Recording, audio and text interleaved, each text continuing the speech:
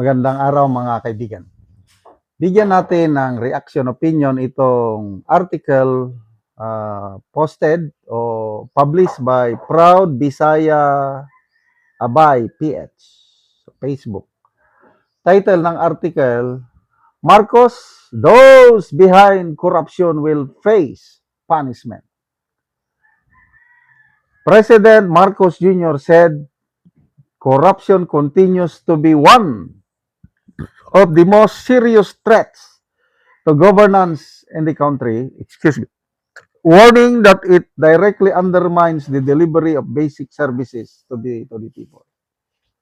So inamin niya, grabe ang corruption threats, one of the serious threats to governance. Is speaking during a joint press conference in Malacanang with visiting German President Frank Steinmeier. Marcos said public funds lost to graft translate to lost opportunities for essential government programs. So sabi niya, the fight against corruption in the Philippines is as serious as it can get. Grabe, talamak ang corruption. He stressed that corruption weakens state institutions and limits the government's ability to deliver services to the public. Sabi niya, every government, every entity, every business entity, every government feels the corrosive influence of corruption. This completely changes the way government can work. It limits governments to such an extent that many of the things that we are wished for that are necessary as service to the people is unable to deliver. Tama naman tong sinasabi niya. There's nothing wrong sa kanyang payag. There was no way to do it easily or painlessly. We had to turn everything on its head to make very, very clear that these abusive practices that we had to suffer from before will no longer be allowed. O yun. Labanan natin ang korupsyon. Sabi niya, para matigil na ito. Tama naman. Sabi niya, we have to discover that so we don't go and do it again and make the same mistakes again. Bakit talamak ang korupsyon ngayon? Yan tayo mag-focus mamaya. Marcos said, those found responsible will be punished and they will provide restitution to the Filipino people. Well, masaya siya ngayon dahil bago lang nakulong si Senator Jingo Estrada. Yan ang kanilang ipinagmamalaki. Napakulong nila si ex-Senator Revilla. Napakulong nila si Sara Diskaya. Yan lang, 3. Plus, ibang mga maliliit na isda. Kaya lang, ano sa tingin nyo?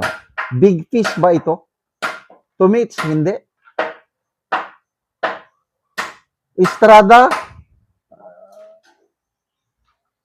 Revilla? Ang mga malalaking isda, ang mga mastermind nasa labas pa rin. Nasaan na yung pangako? Bago mag-Christmas of 2025, makulong na sila. Hanggang ngayon, ito lang ang napakulong. Sabi niya. So, ano bang ginawa niya para labanan ng korupsyon? Malala ko tuloy nung kampanyahan pa 2022 presidential election. In-interview ni Boy Abunda ang lahat ng mga yung big 5 candidates. Marcos, Leni, Lacson, Moreno, Pacquiao. The same questions ang binato sa mga candidates. So kanya-kanyang sagot. Ang isang tanong, can corruption be completely eliminated? Napakaganda ang sagot noon ni candidate BBM.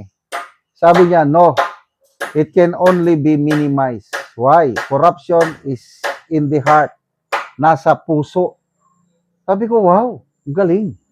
Kung doktor pa siya, tama yung diagnosis niya sa sakit ng pasyente at Dahil tamang diagnosis niya, makapagbigay siya ng eksaktong gamot. So akala ko, he will make a good president to fight against corruption. Si Tatay Digong, nilabanan niya ang korupsyon, naging platform niya yan. Anti-drug, anti-corruption. Yan ang ano. So, dapat sana ipagpatuloy ni BBM yung anti-corruption drive na sinimula ni Tatay Digong. Di ba noon, may 8888. Magreklamo ka lang, inaaksyonan ka agad. Kaya, hindi naman perpekto ang administration ni Tatay Digong. But to me, na-minimize yung corruption, panahon niya. Nandyan pa rin. Dahil matagal na yan eh. Nagtaka ako pag upo ng Marcos Jr. administration, anong ginawa niya? Unang executive order is abolish Presidential Commission on Anti-Corruption. Wow! Bakit? Ito na. Yung laban niya against corruption is taphaw kung sa Bisaya. Mababa. He allowed it. Hindi man niya, ano ba ito? Yung sinasabi ni Congressman Edgar Eresena, bakit pinayagan ng Pangulo na malustay ang budget natin for 3 straight years? 2023, 24, 25, 1.45 trillion budget insertion. Bakit niya pinayagan? Yun. Kaya, command responsibility ang tawag dyan. Sinasabi na, hindi siya yung whistleblower. Kasi nung suna niya nagsabi, mahiya naman kayo! No way, hindi. Hindi siya ang whistleblower. Sabi nga ni Professor Winnie Monsod, ang whistleblower talaga, ang nagsimula nito, ay sina Senator Lacson, nung okay pa siya, nung hindi pa siya naging chairman ng Blue Ribbon, sino pa, Mayor Magalong, nagsasalita na sila laban sa korupsyon. At nung lumalabas na yung katotohanan, push to the wall ang presidente, kaya nagsalita na siya. Mahiya naman kayo. Nung una, dinedepensahan niya si ex-DPWH Secretary Manny Bunuan.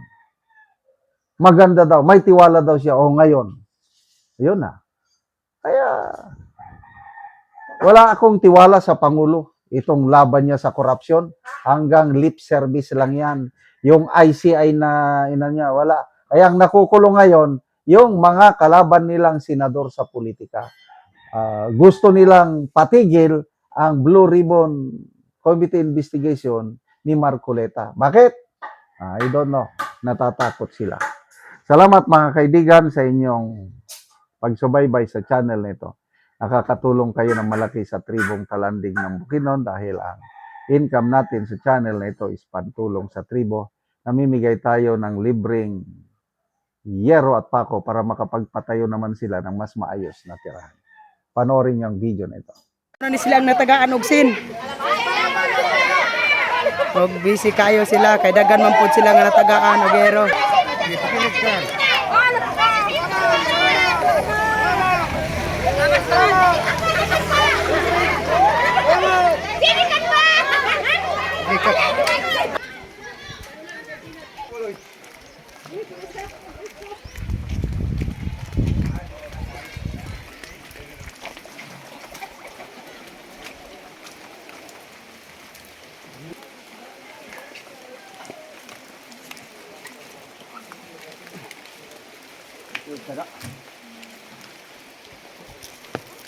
Sir, salamat sa Ginoo nga naghatag niining hinabang nga sin. Hinautid ta sir nga magkauban ta kanon na hinautid ta sir nga tas ang kaog kinabuhi ay walay mitupong sa gawom sa atong Dios nga makagahom. Sir nga daghan pa ang matabangan nga nanginahanglan sa mga kakulangon. Pila na day katuig ang imong kuan-kol? Imong Edad? edad? 57 akong edad karon. 57 na ka. Oo, 57 na ko. Pila ka buok imong anak kol? Siyam. Siya mang imong anak. Oo. So pila karon ang imong gabuhion kol? lima kay nakapamilya naman ang uban. So Mm. ang akong gabuyon karon tulo apil ang akong mga apo. Oo. So karon kol nga magbalay ka. So kuha na gyud makatop na gyud ka. Salamat kay sir kay dili na gid mi sir ulanan kay naanay sin nga imong gihatag sa amo ha. Mm. Naawit ta sir nga kaloy ang tanan. So salamat. Pasad ka magpaingon sir. Kanunay magawan ang Ginoo sa imo ha. Salamat kayo kol. Salamat kayo po.